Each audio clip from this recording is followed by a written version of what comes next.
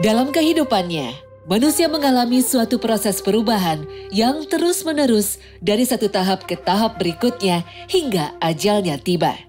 Dalam Al-Quran, Allah SWT berfirman, لَتَرْكَبُنَّ طَبَقًا عَنْ طَبَقٍ. Sungguh, kamu benar-benar akan menjalani tingkat demi tingkat dalam kehidupan. Quran Surah Al-Insyiqaq ayat 17. Yang dimaksud dengan tingkat demi tingkat dalam ayat di atas adalah proses tumbuh kembang manusia dari setetes mani menjadi janin menuju masa kelahiran, masa kanak-kanak, masa remaja, dewasa, dan hingga masa tua atau fase perubahan dari hidup menuju mati kemudian dibangkitkan kembali.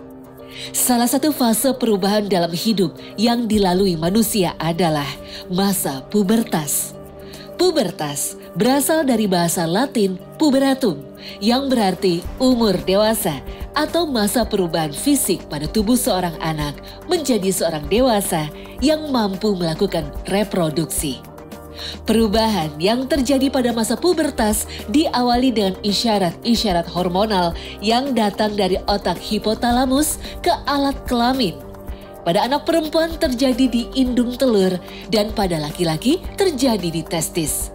Perubahan tersebut menyebabkan alat kelamin membentuk sejumlah hormon yang merangsang pertumbuhan, fungsi, dan perubahan pada otak, tulang, otot, kulit, rambut, payudara, dan alat kelamin. Pada fase ini, terjadi perubahan besar pada diri seorang anak dari aspek fisik, suara, sikap, dan perilaku. Perubahan-perubahan fisik yang semakin membedakan antara anak laki-laki dan perempuan. Sahabat Al-Quran, masa terjadinya proses pubertas pada anak laki-laki dan perempuan berbeda. Pada anak laki-laki, umumnya dimulai dari usia 12 hingga 13 tahun dan berakhir pada usia 16 hingga 18 tahun. Adapun pada anak perempuan, pubertas dimulai dari usia 10 hingga 11 tahun dan berakhir pada usia 15 hingga 17 tahun. Setelah usia pubertas berlalu, seorang anak tidak lagi mengalami pertumbuhan tinggi badan. Secara fisik, ada beberapa tanda pubertas pada anak laki-laki sebagai berikut. 1. Testis dan penis mulai membesar. 2. Tumbuhnya rambut di sekitar kelamin, ketiak, dan bulu di wajah. 3. Ihtilam atau mimpi dewasa yang ditandai dengan keluarnya sperma. Adapun tanda-tanda awal pubertas pada anak perempuan antara lain 1. Perkembangan payudara. 2. Pertumbuhan rambut di sekitar kelamin dan ketiak, serta sering tumbuh jerawat. Dan 3. Mulai menstruasi.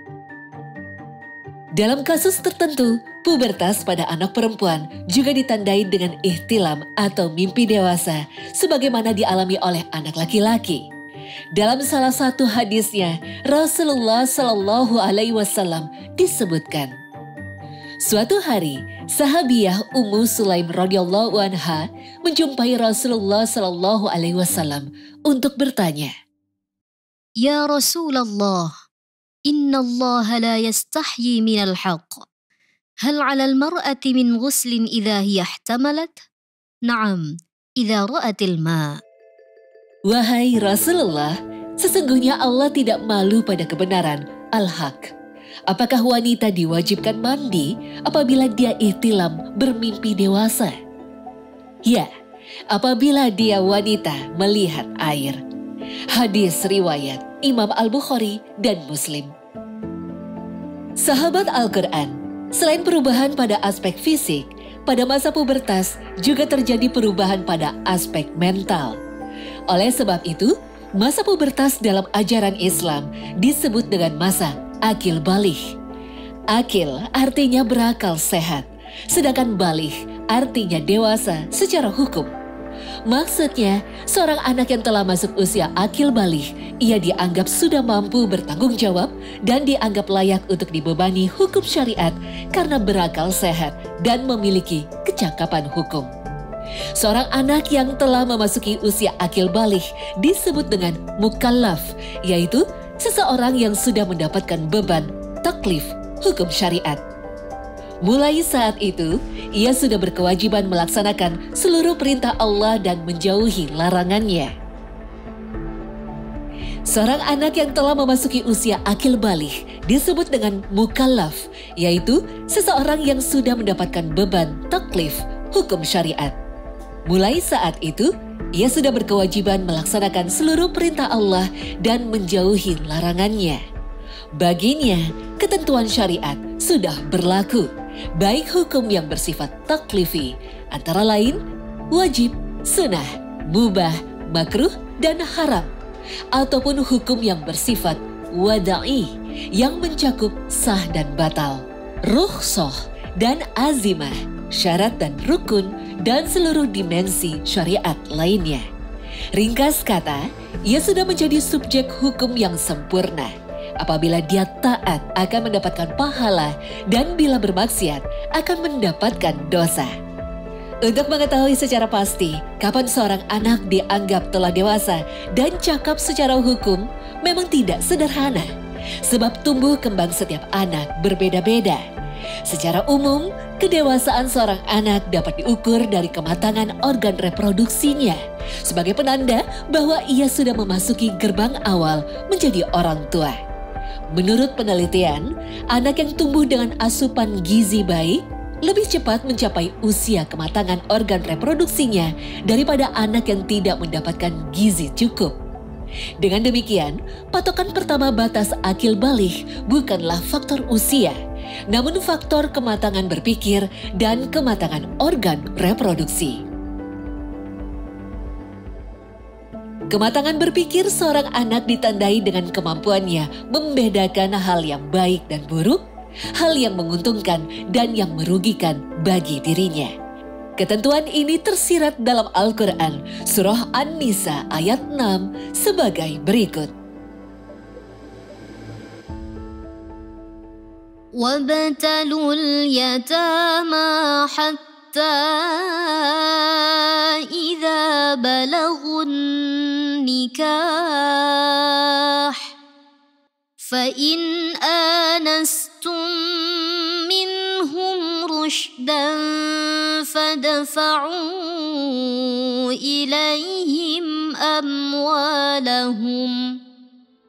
Ujilah anak-anak yatim itu dalam hal mengatur harta sampai ketika mereka cukup umur untuk menikah. Lalu, jika menurut penilaianmu mereka telah pandai mengatur harta, serahkanlah kepada mereka hartanya. Quran Surah An-Nisa ayat 6.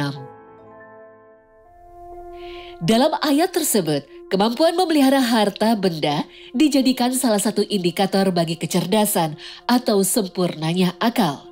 Seorang anak yang telah mampu menyimpan uangnya sendiri dan mampu membedakan mana tindakan yang menguntungkan dan merugikan keuangannya, dianggap telah memenuhi syarat kematangan dalam berpikir. Sahabat Al-Quran, adapun tentang kematangan organ reproduksi, maka indikatornya berbeda antara anak laki-laki dan anak perempuan. Bagi anak laki-laki, kematangannya dapat dilihat dari keluarnya sperma. Hal ini dijelaskan dalam Al-Quran pada ayat berikut. وَإِذَا بَلَغَ الْأَطْفَالُ مِنْكُمُ الْحُلُمَ فَلْيَسْتَأْذِنُوا كَمَا اسْتَأْذَنَ الَّذِينَ مِنْ قَبْلِهِمْ كَذَلِكَ يُبَيِّنُ اللَّهُ لَكُمْ آيَاتِهِ وَاللَّهُ عَلِيمٌ حَكِيمٌ. Apabila anak-anak di antaramu telah sampai umur dewasa, hendaklah mereka meminta izin seperti halnya orang-orang yang telah dewasa sebelum mereka juga meminta izin. Quran Surah An-Nur ayat 59. Kata al-hulumah pada ayat tersebut menurut Imam At-Tabari dalam tafsirnya adalah ihtilam atau mimpi basah. Dengan demikian, apabila seorang anak laki-laki telah mengalami mimpi dewasa atau keluar sperma dalam tidurnya, maka dia terkena tuntutan hukum. Dalam hal ini berupa kewajiban meminta izin ketika hendak memasuki kamar ibu atau saudara perempuannya.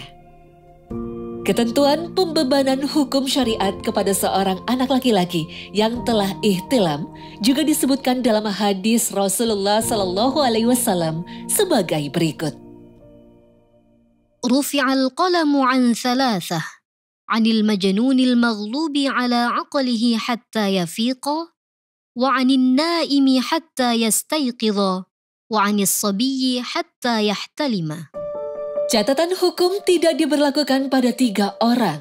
Dari orang gila yang hilang akalnya hingga dia sembuh, dari orang tidur sampai dia bangun, dan dari anak kecil hingga dia mengalami mimpi basah. Hadis riwayat Abu Daud. Adapun pada anak perempuan, maka indikator kematangan organ reproduksinya ditandai dengan menstruasi pertama atau menarche. Hal ini dijelaskan dalam hadis Nabi sebagai berikut. La yaqbalullahu salata haidin illa bikhimarin. Allah tidak menerima salat seorang wanita yang telah haid, kecuali dengan menggunakan penutup kepala. Hadis riwayat Abu Daud, Tirmizi, dan Ibnu Majah. Dalam hadis tersebut, Nabi Muhammad menggunakan diksi wanita yang telah haid, yang menandakan bahwa haid adalah batas di mana seorang wanita diwajibkan melakukan sholat. Dalam hadis lain, Rasulullah bersabda, Ya Asma, innal mar'ata idha balagatil mahid, lam yasluh ayyura minha syai'un illa hadha wa hadha. Wa asyara ila wajhihi wa kaffaihi. Wahai Asma, sesungguhnya seorang perempuan ketika sudah sampai masa haid, maka tidak layak terlihat apapun dari tubuhnya, kecuali bagian ini dan ini. Nabi menunjukkan ke wajah dan telapak tangannya. Hadis riwayat Abu Daud. Dari hadis ini disimpulkan bahwa haid adalah batas di mana seorang gadis terkena kewajiban untuk menutup auratnya dan kewajiban lainnya dalam syariat Islam. Adapun kewajiban lainnya yang melekat pada laki-laki yang keluar mani dan perempuan setelah suci dari haid adalah mandi besar, yaitu mandi dengan mengguyurkan air ke seluruh tubuh dari ujung rambut hingga kaki. Tidak boleh ada bagian tubuh yang tidak terkena air dengan disertai niat menghilangkan hadas besar karena Allah. Sahabat Al-Quran, menurut para ulama, batas minimal terjadinya masa akil baligh pada anak laki-laki dan anak perempuan adalah pada usia 9 tahun dalam hitungan Hijriah. Artinya, bila ditemukan tanda-tanda baligh pada anak laki-laki berupa keluarnya air mani atau haid pada anak perempuan, tetapi usianya belum 9 tahun Hijriah, maka ia belum dianggap baligh. Pada umumnya, akil baligh terjadi pada rentang usia belasan tahun pertama. Namun, apabila tanda-tanda masa akil baligh ini tidak terjadi hingga usia belasan tahun, maka para ulama menetapkan batas maksimal seorang anak dianggap sudah masuk akil baligh adalah usia 15 tahun dalam hitungan Hijriah. Pendapat itu dikemukakan oleh mayoritas ulama dari mazhab Syafi'iyah, mazhab Hanabilah, dan Abu Yusuf, serta Muhammad Asy-Syaibani dari mazhab Hanafiyah. Mereka menyatakan batas usia akil baligh adalah 15 tahun dalam perhitungan tahun Hijriah. Artinya, bila sampai usia 15 tahun dalam hitungan Hijriah, anak laki-laki atau perempuan belum mengalami tanda-tanda baligh, mereka sudah dianggap baligh karena telah menginjak usia 15 tahun dalam hitungan Hijriah. Hal ini berdasarkan hadis Nabi Muhammad yang memperbolehkan Ibnu Umar ikut dalam peperangan setelah dianggap dewasa dalam umurnya yang ke-15 tahun. Ibnu Umar berkata, عرضت على النبي صلى الله عليه وسلم يوم أحد وأنا بن 14 سنة فلم يجزني ولم يرني بلغت وعرضت عليه يوم الخندق وأنا بن 15 سنة فأجازني ورأني بلغت. Aku diajukan kepada Nabi Shallallahu Alaihi Wasallam untuk ikut berperang pada hari Uhud saat aku berusia 14 tahun. Maka beliau tidak memperbolehkan dan menganggapku belum dewasa.